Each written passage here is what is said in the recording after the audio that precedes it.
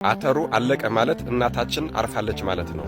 ዛሬ ግንቦት 28 ለ38 ዓመት ለ38 ዓመት በግብፅ በረሃ ውስጥ ብቻዋን በአንድ ስንጥቅ ዋሻ ውስጥ ጸጉሯን ለብሳ የኖረች ታላቅ ቅድስት እንደ ርዕሰ ባህታውያን እንደ አባታችን እንደ አቡነ ገብረ መንፈስ ቅዱስ ለ38 ዓመት ጸጉሯ ልብሷ ሆኖላት የኖረች ታላቅ ቅድስት በአምስተኛው መቶ ክፍለ ዘመን የተገኘችው ይህች ቅድስት እስራኤላዊ ስትሆን የተወለደችው ኢየሩሳሌም ውስጥ ነበር። ታዲያ ወላጆቿ ጎበዝ ክርስቲያኖች ነበሩና ክርስትናን በደንብ አድርገው አስተምረው አሳድገዋታል።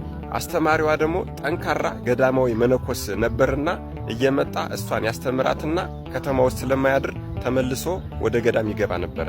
እንደዚህ እያደረገ በየጊዜው እየመጣ ብሉይን ከሐዲስ ጠንቅቃ እንድትማር አደረጋት። አንድ ቀን ግን እንደተለመደው መምህሯን ልትማር ፈልጋ ብትጠብቀው ሊመጣላት አልቻለም። ጠብቀው በቀረ ጊዜም ሄጄ ምን ሆኖ እንደሆነ ማየት አለብኝ ብላ ወደ ገዳም ሄደች። ከመነኩሴው በዓት ደርሳም በሩን ስታንኳኳ የሚመልስላት አላገኘችም። መልስ የሚመልስላት በሩን የሚከፍትላትም አጥታ ቆማ እያለ ግን ከውስጥ ምርር ብሎ የሚያለቅስ የሰው ለቅሶ ሰማች። ጌታ ሆይ ይቅር በለኝ፣ ጌታ ሆይ ይቅር በለኝ እያለ በተደጋጋሚ እያለቀሰ የሚጮህ የሰው ድምፅ ሰምታ ቀስ አርጋ ስታዳምጥ የመምህሯ የዛ የመነኮስ ድምፅ እንደሆነ አወቀች። ይህች ቅድስት እናትም በእዚያው ቅጽበት ይሄ ንጹሕ መነኮስ ለራሱ ለነፍሱ እንደዚህ እየሆነ እያለቀሰ ገዳም ላይ ተቀምጦ እንደዚህ የሚማጸን ከሆነ እኔ ከተማ ላይ እንደፈለኩኝ ሆኜ የምኖረውማ እንዴት አይገባኝ አለች። ወዲያው ይህንን እያሰበች ወደ ቤቷ ተመለሰች። የለበሰችውን ልብስ አልቀየረችም። ቤተሰቦቿን አልተሰናበተችም።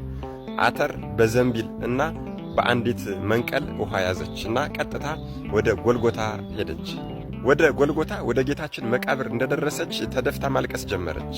ጌታ ሆይ ነፍሴን ወደ ዕረፍት ቦታ አድርሳት፣ ከክፉ ጠላትም ከክፉ ነገርም ሁሉ ጠብቀኝ፣ ይህንን የያዝኩትን አተርና ውሃም እስከ ዕለተ ሞቴ ድረስ በቅቶኝ እንዲኖር አድርግልኝ፣ አበርክትልኝ ብላ ረዥም ጸሎት እያለቀሰች ጸለየች።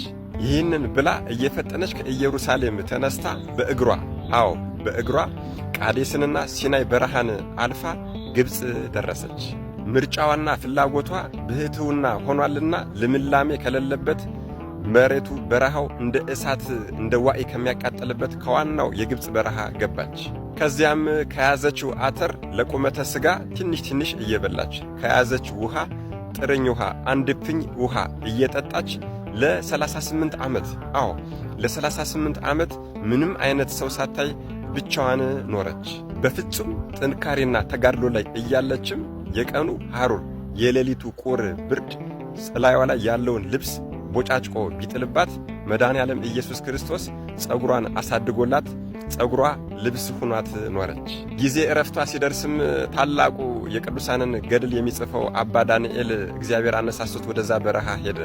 ልክ እሷን እንዳያትም ተከተላት። እርሷ ግን አባ ዳንኤልን እንዳየችው በተሰነጠቀ አለት ውስጥ ዘላ ገባች። በዚህም ሰዓት አባ ዳንኤል መሬት ላይ እየወደቀና እየሰገደ ወንድ መስለዋለችና እባክህን አባቴ ሆይ አትደበቀኝ፣ ውጣና ባርከኝ አለ። እርሷ ግን ራቆቴን ነኝና አልወጣም ባለችው ሰዓት አባ ዳንኤል ልብሱን ወርውሮላታል። እሷም የእሱን ልብስ ለብሳ ወጥታ ብዙ ተጨዋውተዋል። በፈቃድ እግዚአብሔር ዜናዋንና ገድሏን ሁሉ አወቀ። ወደ በዓቷም ዞር ሲል በዘንቢል ሙሉ አተርና ውሃ አየ።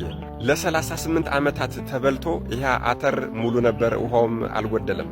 አባታችን አባ ዳንኤልም ይፈትነው ዘንድ ከአተሩም በደንብ አድርጎ እስከሚበቃው ድረስ በላለት፣ ከውሃውም ጠጣለት፣ ግን ሊጎድል አልቻለም።